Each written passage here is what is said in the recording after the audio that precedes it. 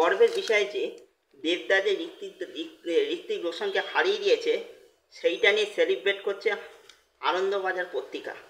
আনন্দবাজার পত্রিকা সেটা নিয়ে সেলিব্রেট করছে, তার আনন্দ পাশেই যে বাংলা ছবি যে রমরমিয়ে চলছে সেটাকে নিয়ে যে আনন্দবাজার পত্রিকা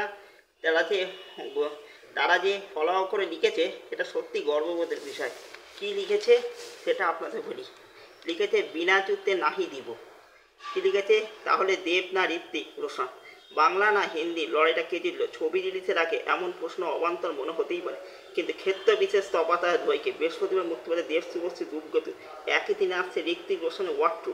মঙ্গলবার পাওয়া হিসাব বলছে 14 তারিখে অগ্রিম বুকে 40,000 টিকিট বিক্রি হয়েছে ধূমকেতু, সেখানে ওয়ার্ড 2 সারা দেশে বিক্রি করছে 50,000 টিকিট বিক্রি হয়েছে। খেয়াল রাখতে হবে ধূমকেতু শুধু এ রাজ্যে মুক্তি পাচ্ছে, অঙ্কের থেকেও পরিষ্কার হয়ে যাচ্ছে যে বাংলায় এগিয়ে বাংলা ছবি। আর ধূমকেতুর ট্রেলার রিলিজের আগে আন্দাজ পাওয়া গেছে কতটা উন্মোদন আছে কৌশিক গাঙ্গোপাধ্যায় পরিচালিত এই ছবিটি ঘিরে। আইনক্স বিবিআরে একাধিক হলে সকাল 7টা-8টার শো রাখা হয়েছে, যেটা বাংলা ছবির জন্য থাকে না। এই ছবি ডিস্ট্রিবিউটর 27 জানে হিন্দি ছবির চেয়ে ধূমকেতু অনেকটা এগিয়ে রয়েছে। সকালবেলা শো পর্যন্ত হাউসফুল ও ঘিরে বৃহস্পতিবার রাত 11:30 শো হাউসফুল যাচ্ছে। ছবি নিয়ে আগ্রহ কলকাতা শহরতলি গ্রাম সর্বত্রই রয়েছে। রায়গঞ্জে একটি সিনেমা হল যেমন বুধবার রাত 2:30টার সময় শো পেয়েছিল, সেটির টিকিটও মুহূর্তে শেষ। 10 বছর আগে কোনো ছবি নিয়ে এই উন্মাদনা দৃষ্টান্ত পাতে একই দিনে পর্যবেক্ষকের মতে ছবিটি প্রথম দিনে 2 কোটি টাকার বেশি ব্যবসা করতে পারে। ধূমকেতু সফরের অনেক দিক থেকেই পাথ ব্রেকিং হয়ে থাকবে। মনে রাখতে হবে রিলিজের আগে মোটা অঙ্কের বিনিময়ে ছবির বিশেষ সত্য কেন্দ্রে শতাধিক, যা বাংলা সৈকতে সাম্প্রদায়িক করেন। শতাধিক বললেন আমার সিদ্ধান্ত যে ভুল ছিল না তা স্পষ্ট হয়ে গিয়েছে। হিন্দি ছবি নো শেয়ারিং এর বিরোধিতা করে টলিউড প্রযোজক পরিচালক মুখ্যমন্ত্রী মমতার দ্বারস্থ হয়েছিলেন। তারপর স্থিরে এ রাজ্যে প্রতিটি হলে বাংলা ছবিকে অগ্রাধিকার দিতে হবে এবং প্রাইম টাইমে 50% শো বাংলা সিনেমা পাবে। এই সিদ্ধান্তের লাভ তুলতে পেরেছে ধূমকেতু। হ্যাঁ, লাভ তুলতে পেরেছে ধূমকেতু। আমার মনে হয় ধূমকেতু যা লাভটা তুলেছে মারাত্মকভাবে তুলেছে ধূমকেতু, মানে মারাত্মকভাবে। আর 27 যেভাবে শো ডিস্ট্রিবিউশন করছে জাস্ট অ্যামেজিং যেভাবে হাওয়া উঠেছে। ধূমকেতু একটা রেকর্ড বক্স অফিস আসতে পেরেছে প্রথম 4 দিনে। এই রেকর্ডটা আওয়াজ কিন্তু পাওয়া যাচ্ছে। ধূমকেতু যেভাবে ওয়ার্ড 2কে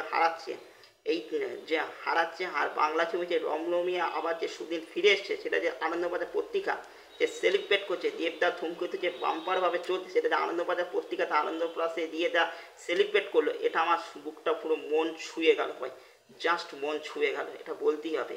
সত্যি আনন্দ পত্রিকার থ্যাঙ্কস, আপনারা সত্যি কথা না জানাতে। কালকে আমাদের জানেন যে 35,000 বলেছিলাম, 40,000 টিকিট বুকিং, সত্যি টিকিট বিক্রি হয়েছে ধূমকেতু। আর সারা দেশ হচ্ছে ওয়ার্ড 2 55,000 টিকিট বিক্রি হয়েছে। এর থেকে প্রমাণিত যে ওয়ার্ড 2 চেয়ে কতটা এগিয়ে ধূমকেতু। আর ওয়ার্ড 2 একটা ফ্যাশনচি ছবি হয়ে কী ব্যবসা করছে, স্পাই ইউনিভার্স, ফালতু স্পাই ইউনিভার্স দেবের কাছে এড়ে যাচ্ছে। লোকে বাঙালি দর্শক প্রমাণ করলে যে তারা ভালো ছবি দেখতে চায়, খাজা ছবি দেখতে চায় না। তা ভালো যদি বাংলা ছবি আনা যায়, তারা বাংলা ছবির পাশে দাঁড়াবে। আবারও প্রমাণ হয়ে গেল দেবদা যে জুটির পাওয়ার কাকে বলে, আবারও আমরা দেখে নিলাম।